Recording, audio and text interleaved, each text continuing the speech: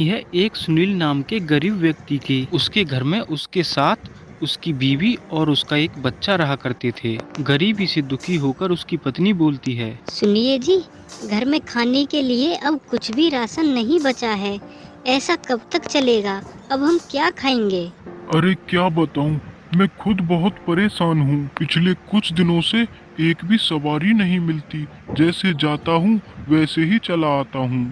फिर दुखी होकर सुनील अगले दिन अपना ऑटो लेकर सड़क पे चला जाता है। देर तक ऑटो चलाने के बाद भी उसे कोई सवारी नहीं मिलती। फिर वो स्टैंड पर जाकर खड़ा हो जाता है। फिर वो थोड़ी देर खड़ा होने के बाद बोलता है। हे भगवान, ऐसा कैसे चलेगा? एक भी सवारी नहीं है। सवारियों का इंतजार करते करते उसे सुबह से दोपहर हो जाती है। फिर दोपहर को काफी देर बैठने के बाद भी उसे कोई सवारी नहीं मिलती है। फिर दोपहर से शाम हो जाती है।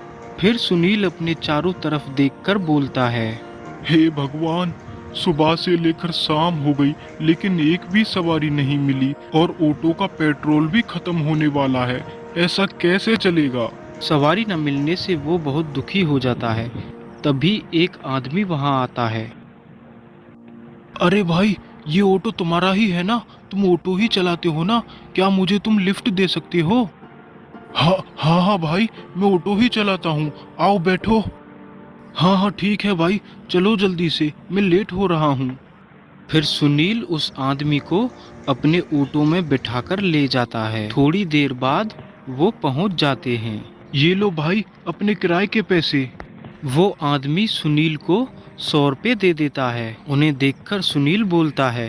अब इन 100 रुपये से मैं घर का राशन लेके जाऊं या फिर ऑटो में पेट्रोल भरवाऊं? फिर सुनील ऑटो चलाते चलाते दुखी होकर सोचता रहता है कि वो उन 100 रुपये से घर का राशन लेके जाए या फिर ऑटो में पेट्रोल भरवाए।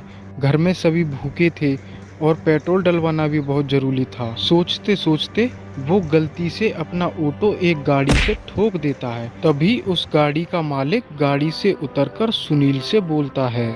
क्या रे, तूने मेरी गाड़ी तोड़ दी? इसका नुकसान कौन तेरा बाप भरेगा?